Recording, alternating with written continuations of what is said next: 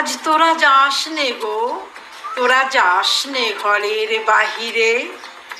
ঠিক ধরেছেন, এক বৃষ্টি মুখর ভোরবেলা, এ এক মায়া জড়ানো ভোর। নাই বা থাকলো সূর্যের স্বর্ণালী আলোক রশ্মি, মোহিনী মায়ায় দু চোখ জড়িয়ে, মেঘের কাজলে নিজেরে সাজিয়ে, ঋণী ঝিনি রবে নূপুর বাজিয়ে, বর্ষা রানী এলো যে সদ্য স্নাতা সুন্দরীর মতো যৌবন সরসা প্রকৃতি। মাটির সোনা গন্ধের সাথে বাতাসে ভেসে আসা বুনো ফুলের গন্ধ। নেশাচ্ছন্ন আমি, মাতাল না হলেও মদির।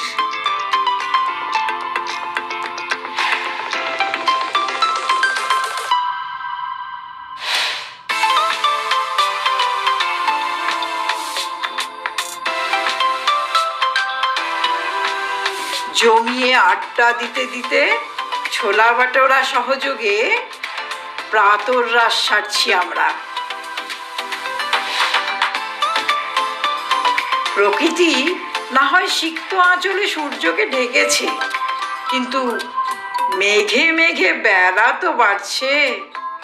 যখন ভাবছি আজ বোধহয় এখানকার দ্রষ্টব্য স্থানগুলো চাক্ষুষ করা হলো না, ঠিক তখনই মেঘবালিকার সাথে সন্ধি হলো বৃষ্টি রানীর। থামলো বৃষ্টি, আমরাও হৈ হৈ করে বেরিয়ে পড়লাম।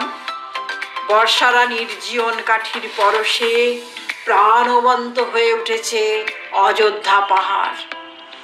চারিদিক সবুজে সবুজ, চোখের আরাম, মনের শান্তি, হৃদয়ের প্রসন্নতা।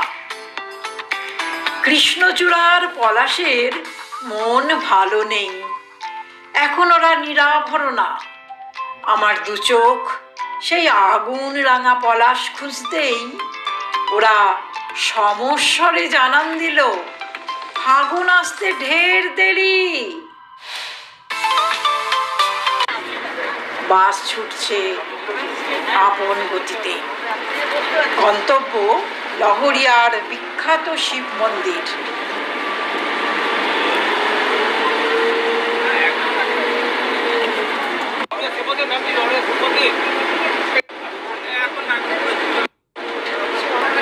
লহরিয়া ড্যামের পাশ দিয়ে পৌঁছেছি বাবা ভোলানাথের দরবারে।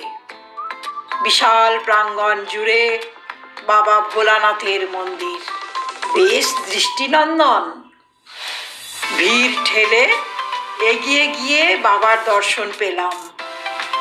মন্দির দ্বারে নন্দী মহারাজ বাবার প্রহরায় সদা জাগ্রত। প্রাঙ্গণেই রয়েছে লক্ষ্মীনারায়ণজির মন্দির।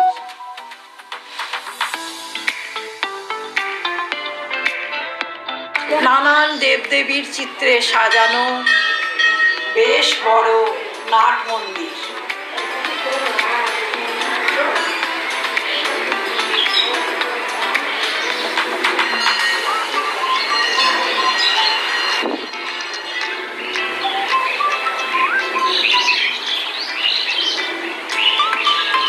গর্ভগৃহে রাম, লক্ষ্মণ ও সীতা দেবীর নয়নাভিরাম মূর্তি। মন্দিরটি দর্শনে চোখ জুড়িয়ে গেল।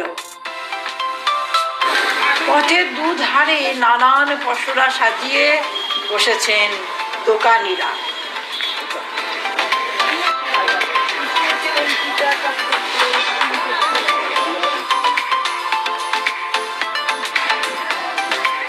এখন আমরা মার্বেল লেকে এসেছি। এটি একটি স্বচ্ছ জলের লেক। ড্যামের জন্য পাথর কাটার ফলেই বিশাল গহ্বরের সৃষ্টি হয়েছিল, আর সেখানেই বৃষ্টির জল জমে এই লেকের সৃষ্টি করেছে। জায়গাটি সত্যি আকর্ষণীয়। ফটোশুটে ব্যস্ত হলাম আমরা সবাই।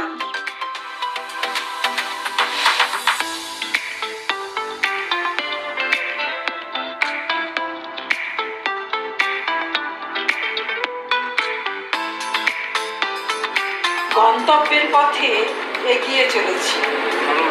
ট্রেকিং আর পিকনিকের জন্য আদর্শ জায়গা অযোধ্যা পাহাড়।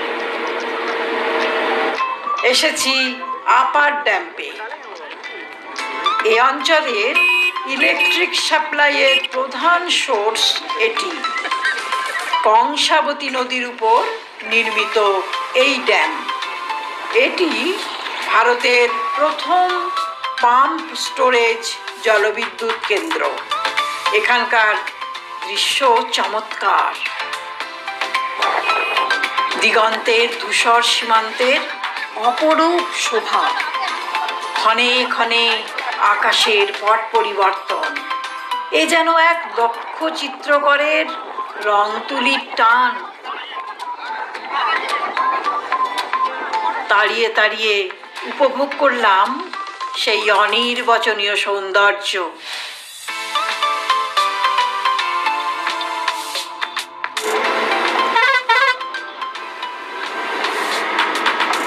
এবার রওনা দিলাম চড়িদা গ্রামের পথে।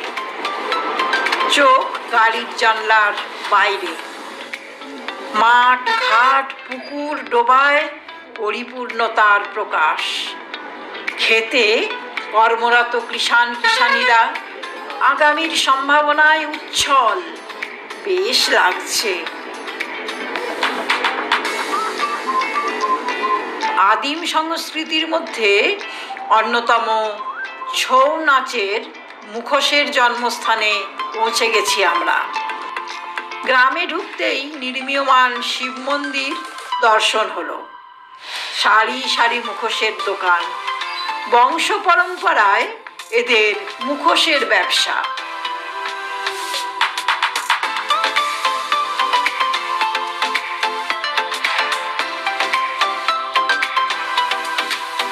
ঘর সাজানোর জন্য নানা রকম মুখোশ। আদিবাসী দম্পতি, জন্তু জানোয়ার, দেব দেবী আর ছৌ নাচের বিভিন্ন ধরনের মুখোশে সাজানো একটার পর একটা দোকান। মুখোশ মিউজিয়ামটির দৈন্যদশা দেখে মনটা মিইয়ে গেল।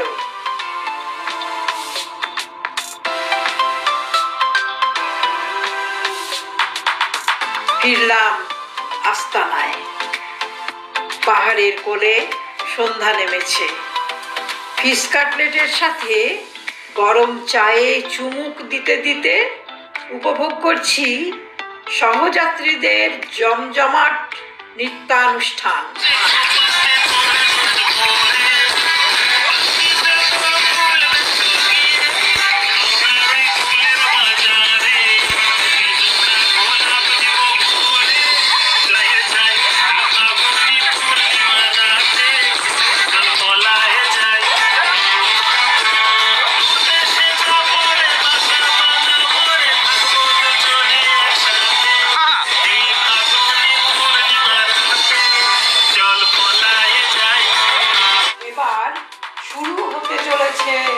পুরুলিয়ার ঐতিহ্যবাহী ছৌ নাচ। আজকের পালা মহিষাসুর বধ।